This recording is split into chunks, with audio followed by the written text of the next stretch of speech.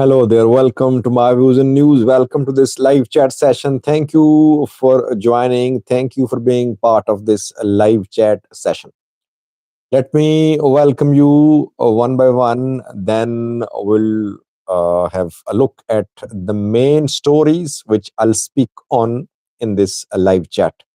I'll take your questions too. We'll exchange our views about some key issues. Sam T is the first one who has commented. He says hello. Ablel Jibra, second one. Speed 5 says hello. Muhammad Makashao says hello. Kenobi says, long time no talk on live chat, Sajid. Fano will be victorious. Drones don't win against a public revolution. I'll speak about that, about drones, about the call for surrender, the ultimatum for surrender given by the government to Fano fighters yesterday. Is there any impact of this ultimatum on Fano fighters? B says, hi, Kira Amare. Sajid, nice man. How is your family? Everyone is fine. Thank you for asking, Kira. Stay blessed. Burji Siyama. Hello, Sajid. Welcome back. Thank you, Burji. We have banking and finance. Says welcome. Yishak the Bala says, Sajid. B says, you look much better with the hair. Please grow it fast. I cannot grow my hair fast. The hair grow the way they grow. Then we have Horn Analyst, a regular participant, says, hi, Sajid. How was your day? And hope you are doing great. Thank you. I'm fine. Irritin Post joined too, says, welcome. Sam T. Sadi, this is my boy. He's a TDF diehard fan. Come on. Teddy fan. Hi, Sajid. Ethiopian military is in need of new soldiers. Do you want to be a soldier of Ethiopia? Oh, what should I say now? Ebenezer Gubaze says, hello, nice haircut. Someone has written a comment in Arabic. General Komsa is here. Daniel Amde, peace be upon you, brother. Same to you, Daniel. Muhammad Ahmad commented to, why is a delay handing over Western Tigray to Tigray? Okay, I'll respond to it. Allahu Akbar says, how are you, Sajid? I'm fine. Rashid says, interesting show, keep it up. Thank you. I try to read comments of all the viewers who have commented so far. Seven others have joined too. Singh Tandini, Akon City, Dugnawari, Mahkif, Gatacho Gota, Mebt Ahmed, F Work, Nigash, and several others have joined this live chat session. I'll speak a little on Jula, what Jula said this week about the strength, the capabilities of Ethiopian National Defense Force. Secondly, a call was made to Fano fighters to surrender. A 7-day ultimatum was issued by the government yesterday. What is happening now? Are Fano fighters surrendering? Daniel Kibrit made some claims a few minutes ago about Fano fighters surrendering. I want to share the claims and the picture from the ground with you in this live chat. Before that, a quick update is for those who did not watch my today's video about statement from US State Department and EU about Algiers agreement. The two EU and US main players, they have outrightly rejected Ethiopian government's position regarding access to the Red Sea. The two issued separate statements yesterday. Same statement was issued by the two sides separately. And they called upon both Eritrea and Ethiopia to respect each other's territorial integrity and sovereignty. That was a very strong message from EU and US to Ethiopian PM Abiy, who has been demanding access to the sea, citing historical, ethnic, and other uh, justifications. So his narrative is not selling. I did a video on that this morning, but it's for those who have not watched this video. Abi's narrative about the Red Sea is not gaining any acceptance regionally, globally. EU, US have been very critical of Eritrean government. Obviously, they want to remove Isaias Afwerki. But on the issue of Red Sea, EU, US seem to be standing with Eritrea. Obviously, they won't support Eritrea militarily if there is a conflict, but they are rejecting Ethiopian government's position. Ethiopian government, without preparing diplomatic ground, took a very strong position, which it is difficult for the government to hold on to. That is why we're seeing that EU, US are calling upon the two sides to respect borders, territorial integrity, and sovereignty.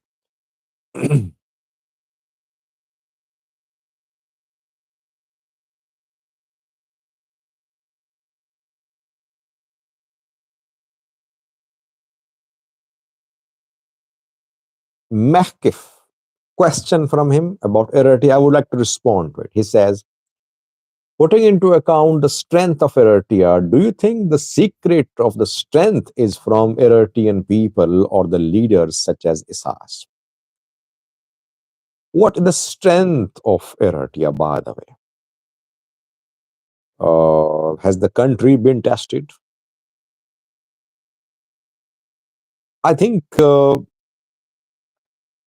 what Isaias did, which Ethiopia could not do, was that he did not take the country along ethnic lines. He did not create ethnic groups with power, with influence in Eritrea. He created a system in which tribal elders don't have any immense powers. He created a setup in which religious leaders don't have immense powers in Eritrea as well. Eritrea is not as fragmented as some other African countries are, I believe. Ethiopia was more democratic than Eritrea, but it was not truly democratic. Rather, its different systems tied in the past led to formation or creation of a country which is basically fragmented. Ethiopians could never turn into a cohesive nation.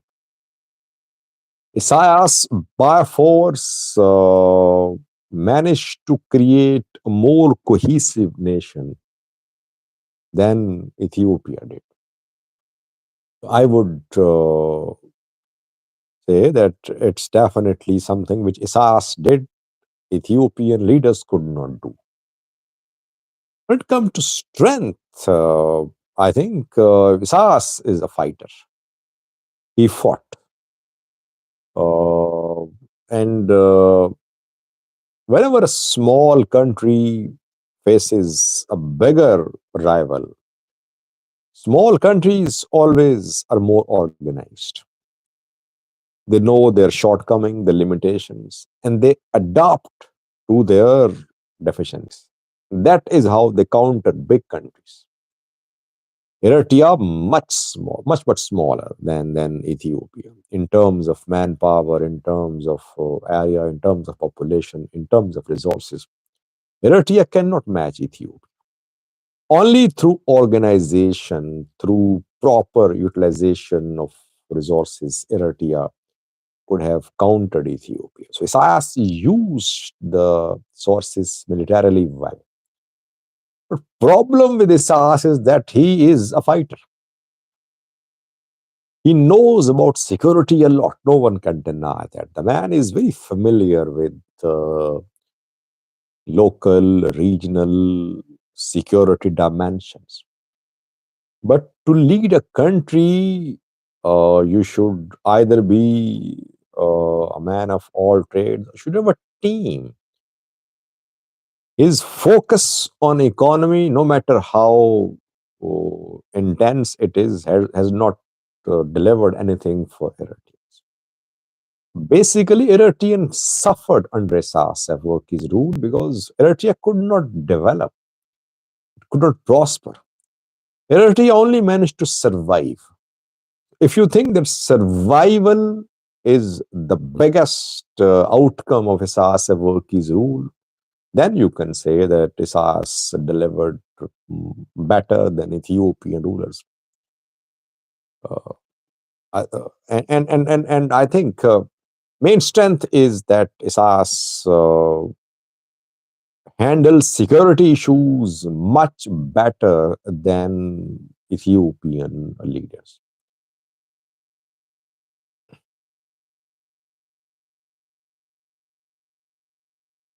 Yonka says Nigerians are more than Ethiopians, and the democracy is way advanced compared to Ethiopia.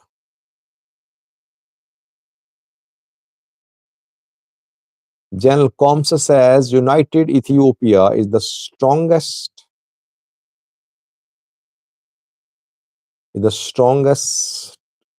uh, force in the Horn. Ethiopians must not be divided. Yeah, fragmentation of Ethiopia will have regional shock waves. It will create problems in other countries too. But Ethiopia is not united. This is the main problem. JX Ferange, one of my members, says good point on the lack of a kill system in Eritrea. The Eritrean people are strong, witnessing their past struggle. Eritrean people are strong. We cannot deny that they're suffering under Isaias Afwerki's rule. No freedom of expression, no freedom of media, no working democratic institutions, lots of issues. They risk their lives. They want to leave the country. They die on their way to Europe. So you cannot deny their bravery, their resilience, but they cannot hold their leaders accountable. I think wherever people cannot hold leaders accountable, it means that those places are not worth living. Yes, all countries cannot progress in the same manner. Speed will be different, but at least leaders should be responsible. They should be held accountable. If people have this right, it means that they can survive no matter what the conditions are.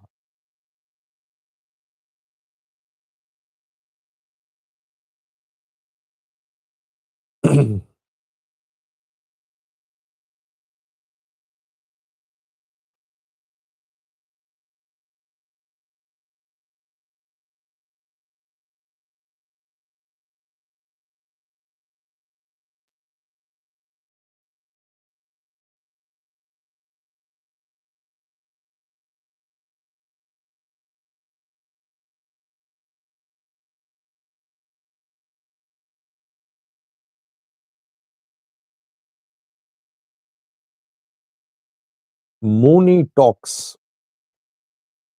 I think Mooney is back. I've been missing him.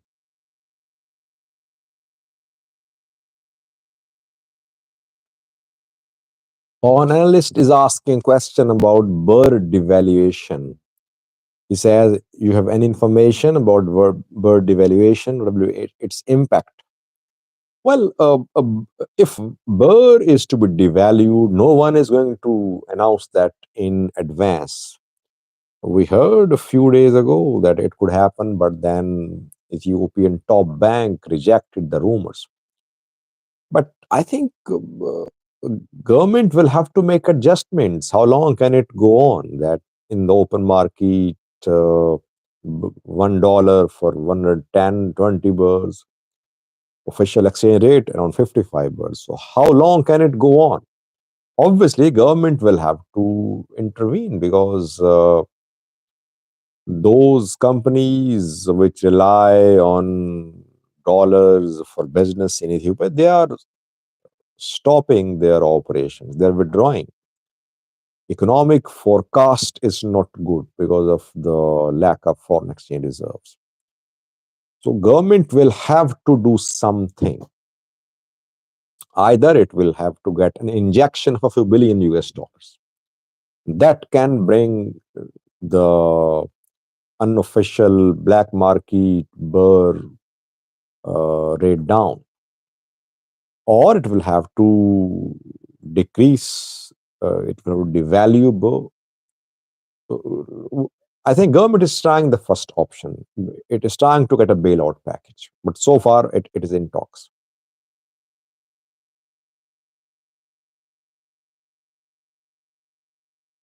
Thomas Johannes says, I believe Eritrean time has come and no one can stop it. Eritrea is now in a better position than ever. I don't agree, by the way. I don't agree. Problem is that Isaias Afwerki's government has no real economic policy for prosperity, progress, and development in Eritrea. That is what Eritrea needs. Yes, you can say perhaps Eritrea is less vulnerable now to any intervention from abroad. You can say that because neighboring countries are more destabilized than Eritrea. But does Isaias Afwerki's government have any economic roadmap for progress in Eritrea? I don't see any plan. How can we say Eritrea is on the right track? Someone is asking about Egyptian military base in Somalia. Yonka is saying your take on Egypt in Somalia. By the way, I think I did some videos last year. We heard about Egyptian attempts to gain a foothold in Somalia, and before that in Djibouti as well. But Ethiopia has been keeping Egypt away from its borders. Ethiopia never wanted Egypt to be close to its border, whether it's in Sudan or Somaliland, or Somalia or Djibouti. But now Ethiopian regional clout has decreased. I have been saying that PM Abiy's government's regional foreign policy is in need of a serious review. Ethiopia is being isolated. And Egyptian growing in Egypt, Somalia, Egypt, Eritrea ties are indication of the isolation of Ethiopia. Any, by the way, which neighbor or which regional country is a major ally of Ethiopia now? Name one country which is of any significance. I don't see any country in Ethiopian neighborhood which can be a long-term ally of Ethiopia. Isaias has found allies, democratically elected leaders like Ruto are all praised for a dictator who was in power for around 3 decades. And he was heard saying that Isaias is a great revolutionary. But no such praise for the Prime Minister of Ethiopia, PM Abiy. Why? Obviously, Abiy is not playing his cards well.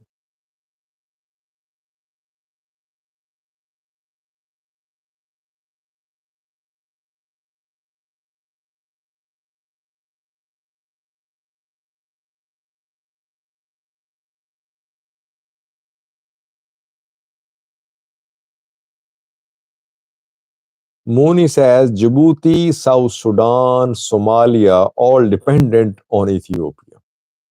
Well, all these countries are dependent not just on Ethiopia, they're dependent on others too. Somalia dependent not just on Ethiopia, dependent on US too, on African countries. Djibouti dependent on all the players. Several have bases there. South Sudan is a fractured country, still lots of issues there.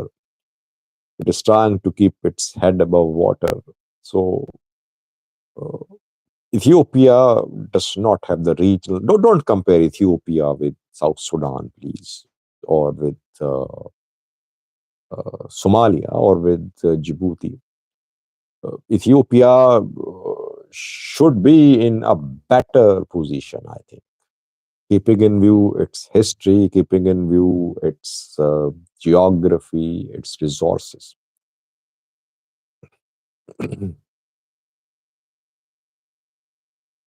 The Laos Neo says, hi, first time that I'm seeing, sorry, this name. Alex Awoke is asking a question about Janel Jula's interview about Fano. Let me speak a little about Jula, because one of the new stories in this live chat is about Jula. I think Jula embarrassed himself. Jula failed to convince in that interview when he spoke about the capabilities of Ethiopian National Defense Force. You about Fano, I did a video on that, what he said about Fano. I did a video on that around 48 hours ago. He claimed that drones were hitting and that drone strikes will continue and that the groups in Amhara were suffering major losses. But he was all praise for the capabilities of Ethiopian National Defense Force. Sorry. He tried to prove as if Ethiopian National Defense Force, the strongest military in the world, as if other countries are dying to send their soldiers to Ethiopia to be trained, as if ENDF has capabilities which are unmatched in the region. Almost quote unquote, that is what he said in his interview with Fana TV. I think we should not forget that just a few months ago, almost more than a year ago, tens of thousands of ENDF soldiers were in the custody of Tigray fighters. What happened in 2021? Tens of thousands of ENDF soldiers were taken prisoner by Tigray fighters. And what happened in Amhara in the past few months? Hundreds of soldiers killed, captured, wounded in the fight against militia. Fano groups are basically militias. And imagine that there was no Eritrean military in the war between Tigray forces and ENDF. Imagine what would have happened. What would happen now? I think I always say that there are three main factors which led to a collapse of TDF. Eritrean involvement, drones, and deadly siege on Tigray. Eritrea played a key role. In the third round of fighting, we saw that TDF was close to Uldia. But then came offensive from the north by EDF ENDF. From Shiraro they entered and they managed to reach Axom, etc., Shire Axom. And TDF collapsed. So it was not ENDF's capabilities which led to the collapse of TDF. There were other factors too. Jula wants to take the credit for the losses suffered by the Tigray forces. We have covered this war very deeply. So no one who has followed the war would agree with Jula. And by the way, Jula's army has been unable to crush Ola. Ola surviving for decades. Where is this ENDF, which is the strongest force in Africa and the world, when Fano fighters capture all main cities in the Amhara region, when Ola fighters take control of major town cities? ENDF is nowhere to be seen there. I think Jula talks nonsense sometimes. I think he sometimes crosses boundaries. He talks about political issues, and sometimes he exaggerates the capabilities of Ethiopian National Defense Force. He just embarrasses himself.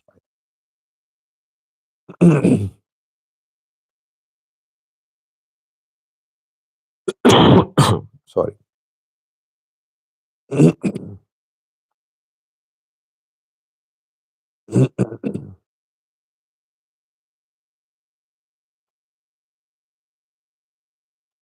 Kidusan is asking a question about Tadendia's imprisonment. That does it show sidelining of North Shore Oromos? Well, I don't think it's the issue of North Shore versus the rest of Oromia. He took some position. The position Tadendia took was a very difficult position. I have not heard anyone in Prosperity Party criticize Pimabi the way Tadendia criticized Prime Minister. He was calling for this sort of reaction from the government, from the Prime Minister of Ethiopia. He got maybe what he was calling for.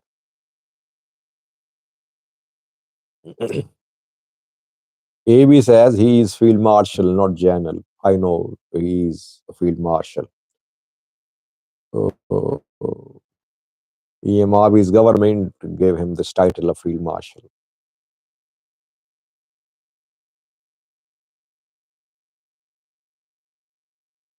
Post SARS Eritrea, someone is asking. I'll do a video on that. I promise.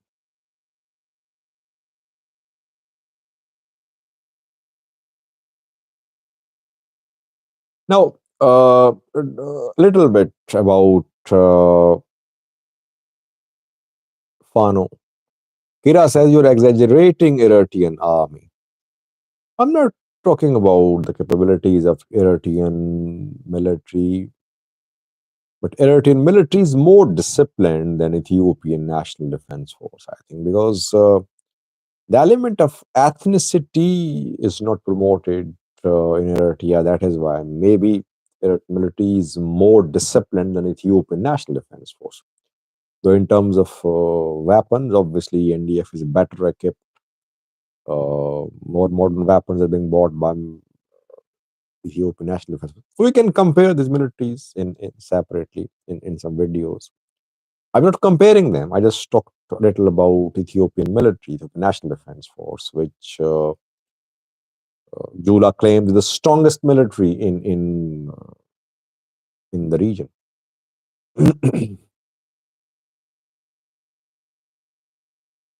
The advisor to the Prime Minister, Daniel Kibrit, spoke today, just a few minutes ago. He made some claims.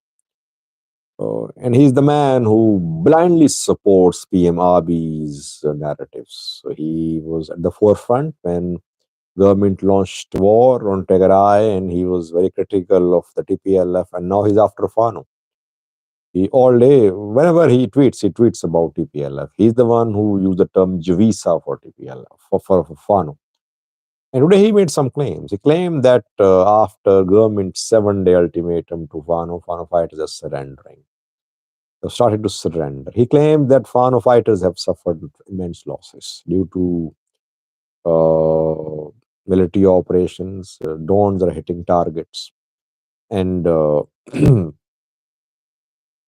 Fano fighters are facing logistical problems too. They don't have enough weapons.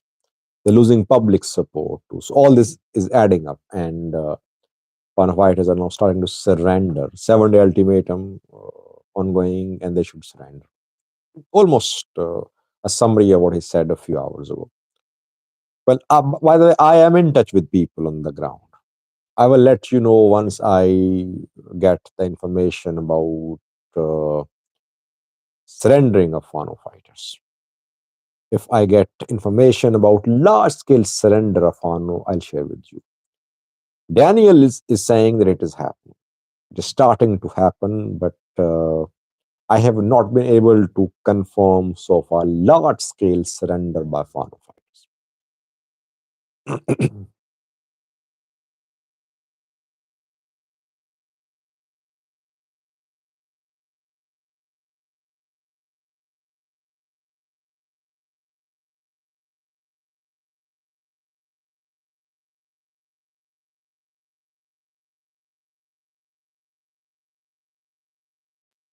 Acorn City says Volkayat and Raya will be separated from the prisoner Tegarai state soon.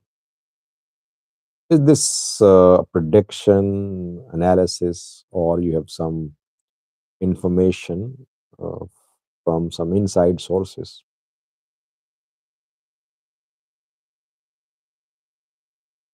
Abraham says Asab is coming home soon.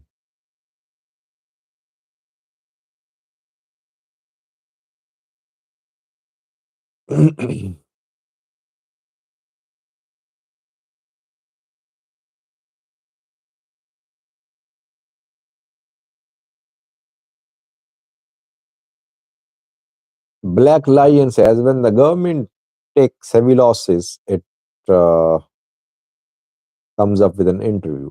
He's saying basically that government forces are suffering losses in Amhara. That is why maybe Jula has been in an interview. Well, I've been updating you about the fighting in Amhara. Alim says late again. You made it before I'm going to end the live chat. I don't think government is suffering immense losses in Amhara these days. These days, drones are in operation. Fano fighters are being tested. They're under serious pressure. They are trying to survive. Can they survive? This is perhaps the most testing phase of their struggle. And I don't agree that army is under pressure. That is why Jula gave an interview. No, army perhaps is in a better position.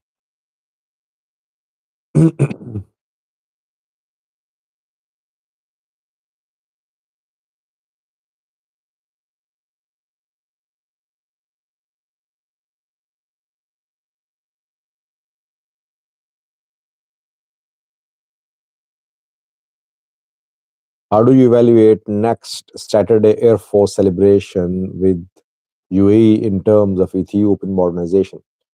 Won the Megan Manuel says. Won the Megan. Yeah, I am keeping my fingers crossed. I want to see this show. Let's see which weapons are displayed by Ethiopian Air Force, which drones, and what will be the uh, nature and degree of UAE's participation in this air show. Which fighter jets, bombers, drone will be sent by UAE for this air show? So, waiting. It would be an interesting development, I think.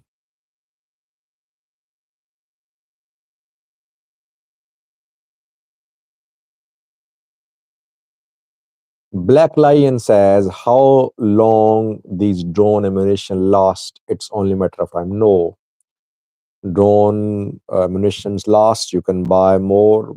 It's no problem. So if foreign fighters are waiting for the Air Force to run out of munition for drones, it won't happen. Uh, Egizaber. Hi, Sajid. Too busy with my baby. I miss your live chat. Just joined. You look good without her. Thank you, Exaber. Yemasgen. He stays in touch with me regularly. Very committed man, helps me with translations too, and very unbiased. I rely on him. I know you have been busy with your baby. All prayers for your family, brother. Stay in touch.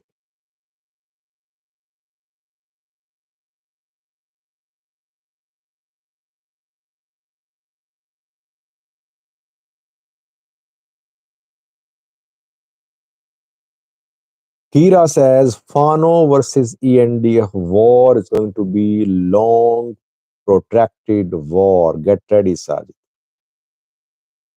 Yeah, the war cannot end in a few days or weeks or months, but testing phase, decisive phase of the war is ongoing. I think if Fano fighters can survive in this testing phase in which drones have been used, maybe they'll hit back with a greater force in coming months. But these coming weeks are very crucial for this conflict in the Amhara region.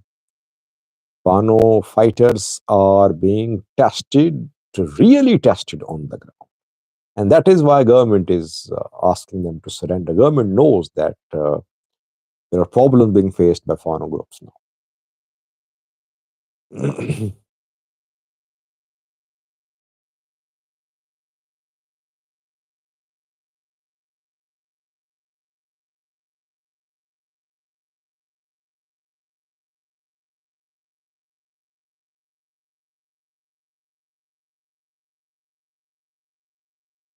Alex Avoke is asking about an imaginary scenario. Which one is better for Ethiopia to rule, Fano, Ola, or TDF? Who will be accepted more by Ethiopians? No one will be accepted by all Ethiopians. All these, each of them represents a particular ethnic group, a particular narrative, a particular ideology. Ethiopia cannot be ruled by one militia, by one political party, by one ethnic group. Ethiopia needs a new contract, new agreement on how to lead the country with involvement of all players. That is the way forward. If one of these groups takes Addis Ababa by force, I don't think it will be possible for the group to rule the country peacefully. Yes, by force it can rule, but it won't lead to any positive change for the people of the country. What Ethiopia needs is a broader setup with involvement of all the players. That is the way forward, I think. Almost 40 minutes have passed. I think we should end this live chat session now because gradually I'm recovering. I'm able to talk to you for longer period of time now. Hopefully, we'll have a longer live chat tomorrow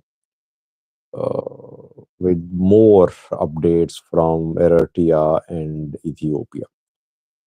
I think these days the most important thing uh, to focus on in Ethiopia is the conflict in Amhara, which is in a decisive phase, and secondly, economic crisis. How is Ethiopia going to come out of this crisis? Can it pull out or not? And can Fano fighters survive or not? These are, and thirdly, Ola. Ola, I think, is going to uh, resume attacks. It is already resuming attacks now. What will military do? Large scale military operation, ground operation, or drone strikes? We'll see. These are main issues. And thank you, Umasgan, for this support. And then Tegarai, where several things are happening silently. Internal conflicts. Secondly, the unresolved issues, Quorum, Lamata Raya, Humera Volkai, Sagale. How will the issue be resolved? Can the dispute be resolved or not? That will be clear in coming days. Thank you, Umasket. So these are the main issues which should be monitored very closely. I think Abi's narrative about the Red Sea is not selling now. That is why I think Ethiopian state media has toned down the uh, reports and documentaries about Red Sea, about ports. Otherwise, on daily basis, we were seeing statements from Ethiopian ministers, the state media about ports, about Red Sea. Now, there is decrease in these reports.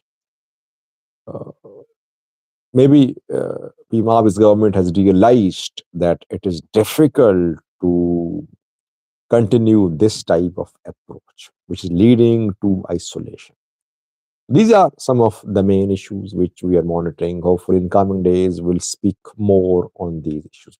Thank you for joining this live chat session. Thank you, Exaber Jemaskan, for this contribution. See you tomorrow, all the viewers, in the next live chat session. Stay in touch. Stay blessed. Bye bye.